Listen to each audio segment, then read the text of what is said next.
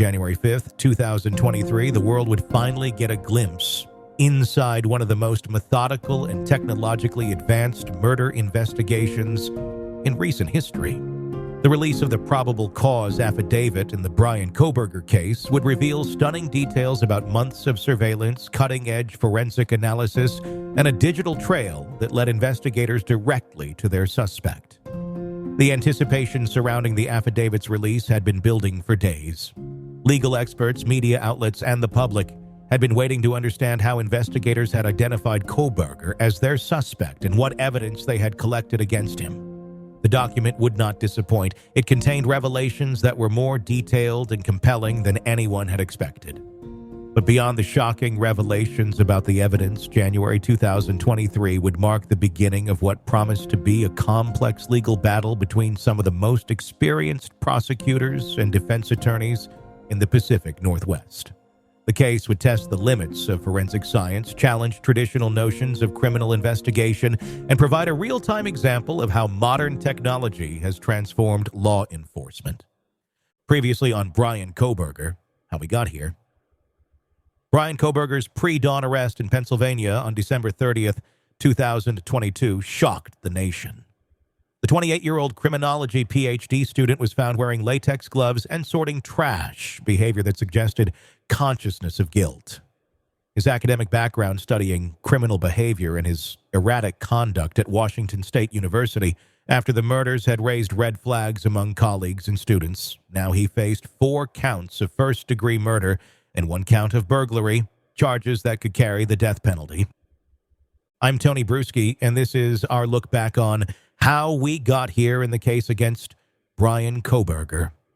And this is Episode 6, Building the Case, early 2023 legal proceedings. Today we're talking about the explosive revelations in the probable cause affidavit, Kohberger's first appearances in Idaho courts, the family's emotional confrontations with their loved one's alleged killer, and how the legal machinery of a potential death penalty case began to grind into motion. The probable cause affidavit, released on January 5th, 2023, was a 19-page document that read like a thriller novel, except every detail was real and had been painstakingly documented by investigators over nearly 2 months. The affidavit provided the first official glimpse into the evidence that had led to Kohberger's arrest, and the details were more compelling and disturbing than anyone had anticipated. The document had been carefully crafted by prosecutors and investigators to include sufficient detail to justify Kohberger's arrest while protecting sensitive information about ongoing investigative techniques. Every statement in the affidavit had been verified and cross-checked to ensure accuracy, as defense attorneys would inevitably scrutinize every claim for potential weaknesses. The affidavit was structured chronologically, beginning with the discovery of the bodies on November 13th and methodically building the case that led investigators to Kohberger. This narrative structure was deliberate, designed to show judges and eventually jurors how investigators had followed a logical progression of evidence to identify their suspect. The document revealed that investigators had not just 1 or 2 pieces of evidence against Kohberger, but a comprehensive web of DNA evidence, digital forensics, surveillance footage, and eyewitness testimony that painted a picture of methodical planning and execution. The convergence of so many different types of evidence was what made the case particularly compelling from a prosecution standpoint. The DNA evidence was perhaps the most damning. According to the affidavit, Idaho State Lab forensic scientists had extracted a single-source male DNA profile from the button snap of the tan leather knife sheath found on the bed next to Madison Mogen's body. This DNA profile had then been compared to genetic material collected from trash outside the Kohberger family home in Pennsylvania on December 27th and 28th. The process of extracting DNA from the knife sheath had required sophisticated laboratory techniques. The button snap contained only microscopic amounts of genetic material, requiring scientists to use advanced amplification methods to create a complete DNA profile. The fact that they were able to extract a single source profile meant that the DNA appeared to come from only one person, rather than a mixture of genetic material from multiple individuals. The statistical analysis of this DNA comparison was staggering. According to the affidavit, the probability that the DNA on the knife sheath belonged to someone other than Bryan Kohberger was approximately 1 in 5.37 octillion. To put this number in perspective, there are estimated to be only about 1 octillion stars in the observable universe. The statistical certainty was so overwhelming that it essentially eliminated any reasonable possibility that the DNA belonged to someone else. The collection of the comparison DNA sample from the Kohberger family trash had been conducted with meticulous attention to legal protocols. FBI agents had waited for the family to place their garbage at the curb for collection, at which point it became legally abandoned property that could be collected without a warrant. The agents had then identified items that appeared to have been used personally by Bryan Kohberger and extracted DNA from those materials. The laboratory analysis process had taken several days, with scientists extracting genetic material from multiple items to ensure they had sufficient sample for comparison. The DNA profiles were then analyzed using the same statistical methods used in paternity testing and other forensic applications, providing mathematical certainty about the genetic match. But the DNA evidence was just the beginning.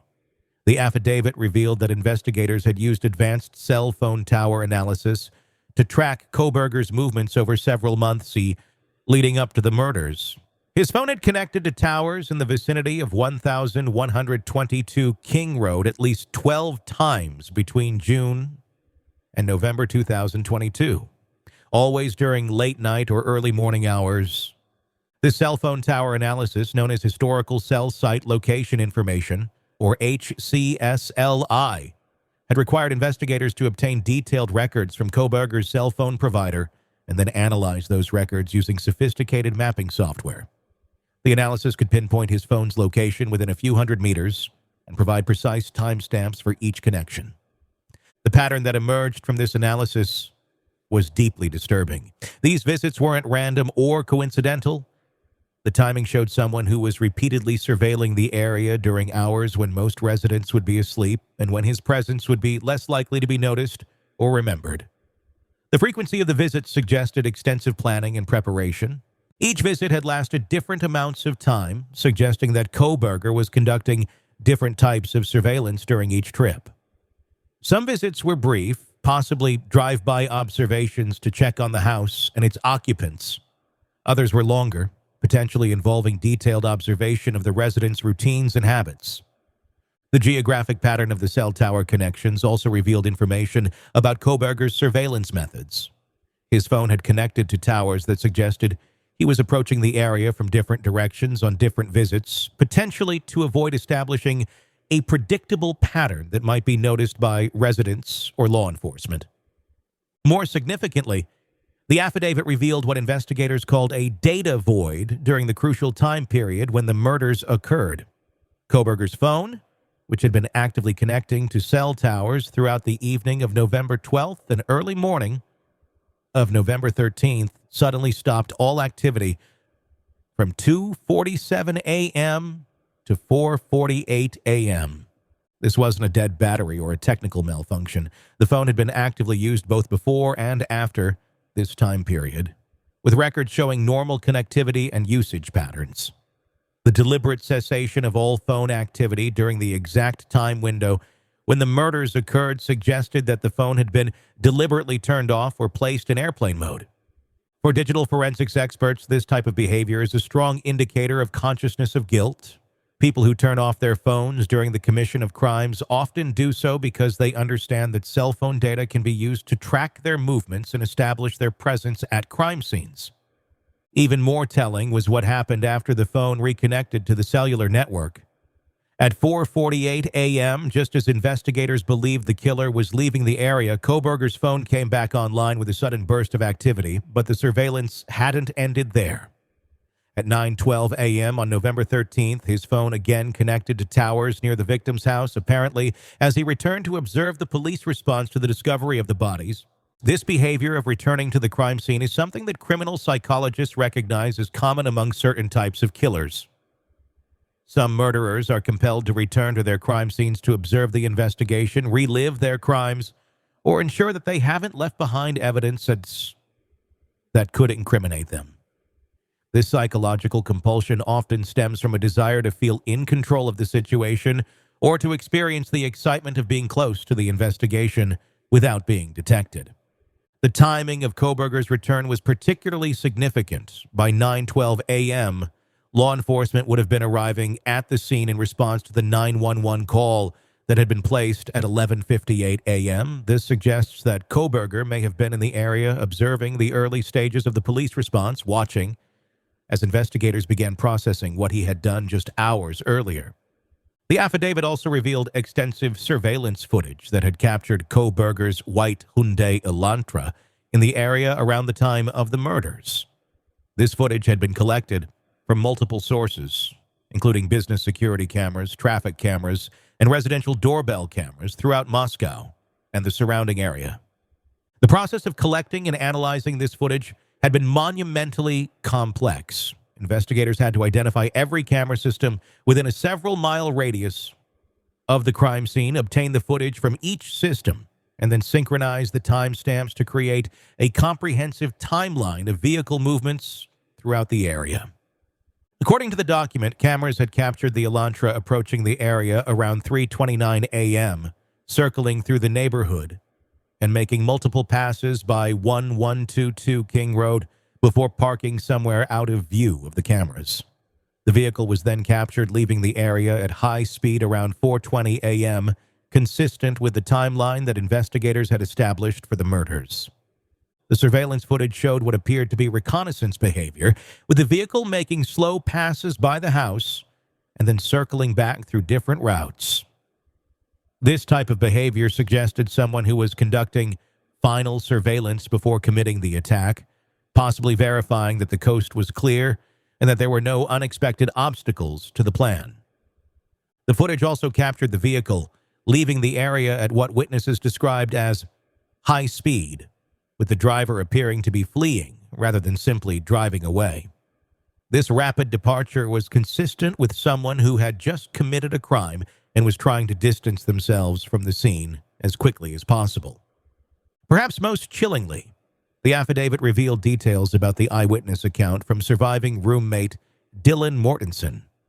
Her description of the figure she had seen leaving the house, a male approximately 5 feet 10 inches, with bushy eyebrows, closely matched Kohberger's physical appearance and provided crucial human testimony to complement the technical evidence. The affidavit described in detail how Mortensen had been awakened by sounds from upstairs that she initially attributed to Kaylee Gonsalves playing with her dog. This assumption made sense given the time of night and the fact that Murphy, Kaylee's golden retriever, was known to be active and playful. But the sounds had continued and escalated in ways that didn't fit the pattern of normal late-night activity. Mortensen had heard what she described as crying coming from Zana Kernadle's room on the second floor, followed by a male voice saying, "It's okay, I'm going to help you." In the context of a college house where friends regularly helped each other with various problems, this wouldn't necessarily have seemed alarming. However, Mortensen's account then described the moment that changed everything. She had opened her bedroom door and seen a figure clad in black clothing and a mask walking toward the sliding glass door on the second floor. The figure was walking in her direction past her door toward the exit that led to the deck and backyard. The description she provided to investigators was remarkably detailed considering the circumstances. She had been able to observe that the person was male, approximately 5 feet 10 inches or taller, and had bushy eyebrows that were visible despite the mask. The fact that she could see and remember the eyebrows suggested she had gotten a clear view of at least part of the person's face. Her decision to return to her room and lock the door rather than investigate further or call police immediately had been the subject of some public criticism. But trauma experts and law enforcement professionals understood that her reaction was completely normal for someone who had been awakened in the middle of the night and was trying to process confusing and potentially dangerous information. The affidavit also revealed that investigators had conducted extensive background research on Kohberger, uncovering his academic interest in criminal behavior and his recent arrival in the Pacific Northwest. They had determined that he had no known connection to any of the victims, no apparent motive for the crimes, and no alibi for the time period when the murders occurred. This lack of connection between Kohberger and the victims was particularly troubling because it suggested that the murders had been random rather than targeted. Random killings are often more difficult to solve because there's no obvious starting point for the investigation. But they're also more terrifying for communities because they suggest that anyone could have been a victim. On January 3, 2023, Kohberger had waived his right to fight extradition and agreed to be transferred from Pennsylvania to Idaho to face the charges. This decision surprised some legal experts who had expected him to delay the process, but it allowed the case to move forward quickly. His first appearance in an Idaho courtroom came on January 5th, the same day the probable cause affidavit was released. The hearing, held at the Leta County Courthouse in Moscow, was packed with media representatives, law enforcement officials, and family members of the victims. The courthouse, a modest building that typically handled routine civil and criminal matters, was transformed into the center of national attention. Security was unprecedented for the small courthouse. Multiple law enforcement agencies provided security, with officers screening everyone who entered the building and maintaining tight control over access to the courtroom. The media presence was overwhelming, with reporters and camera crews from national and international outlets competing for space in the limited seating available. Kohberger appeared in court wearing an orange jumpsuit, shackled at the wrists and ankles. The restraints were standard protocol for someone facing such serious charges, but they created a stark visual reminder of the gravity of the situation. He was flanked by deputies and accompanied by his newly appointed defense attorneys. His demeanor during the hearing was closely watched by everyone present. He spoke only to confirm his name and indicate that he understood the charges against him. His voice was calm and clear, showing no visible emotion as the charges were read aloud. Legal observers noted that he appeared alert and engaged, following the proceedings carefully and occasionally conferring quietly with his attorneys. The families of the victims were present in the courtroom, some seeing their loved one's alleged killer for the first time. The moment was emotionally charged, with several family members staring intently at Kohberger while others looked away, unable to face the person accused of taking their children from them. The seating arrangement in the courtroom had been carefully planned to ensure the family's safety and comfort while allowing them to observe the proceedings. Victim advocates sat with the families, providing emotional support and practical assistance as they navigated the complex legal process. Steve Gonsalves, Kaylee's father, later told media that seeing Kohberger in person had been both necessary and painful. He said the family needed to look their daughter's alleged killer in the eye, but that the experience had been more difficult than they had anticipated. The reality of sitting in the same room as the person accused of murdering their daughter was almost overwhelming. Other family members described similar reactions. Some found closure in finally seeing the person who had been arrested for their loved one's death, while others found the experience re-traumatizing. Victim advocates emphasized that these reactions were all normal and that there was no right or wrong way to feel during such proceedings. The hearing also addressed the question of whether Kohberger would be represented by a public defender or would hire private counsel. Given the seriousness of the charges and the potential for the death penalty, the court appointed experienced public defenders to represent him initially, though he retained the right to hire private attorneys later. On January 12th, Kohberger appeared in court again for his arraignment, where he was formally charged with the 4 counts of first-degree murder and 1 count of burglary.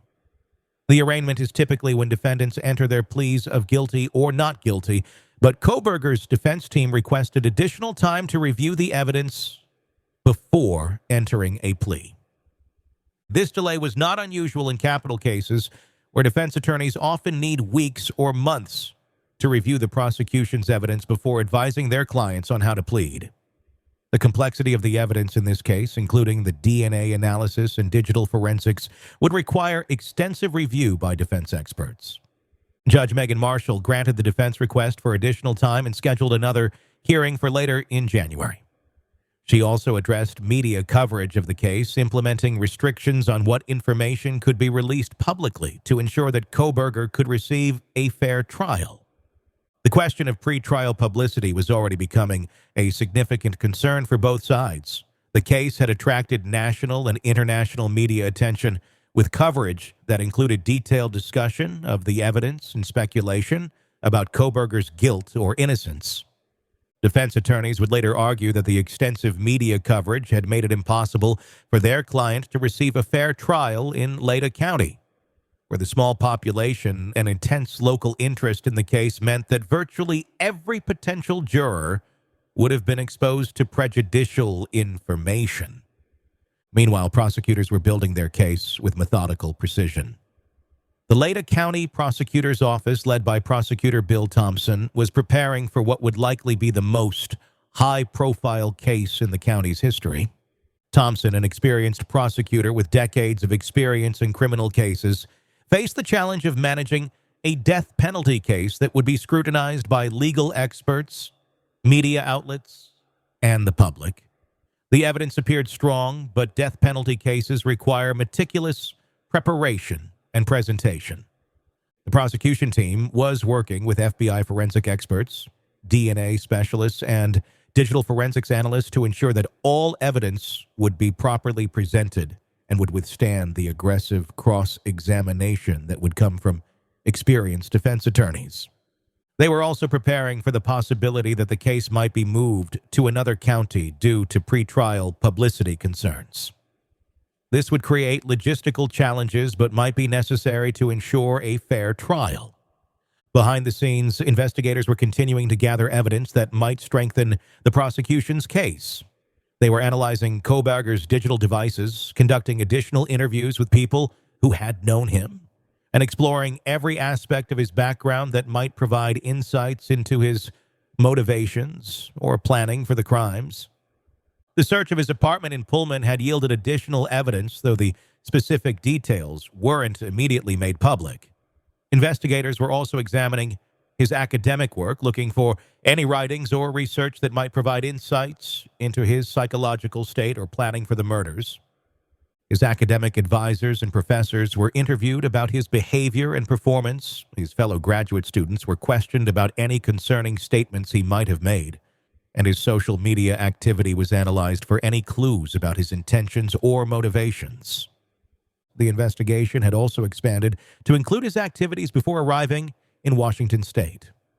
Investigators wanted to understand whether he had committed any similar crimes in Pennsylvania or other locations, and whether the Idaho murders represented his first violent crimes or an escalation of previous criminal behavior.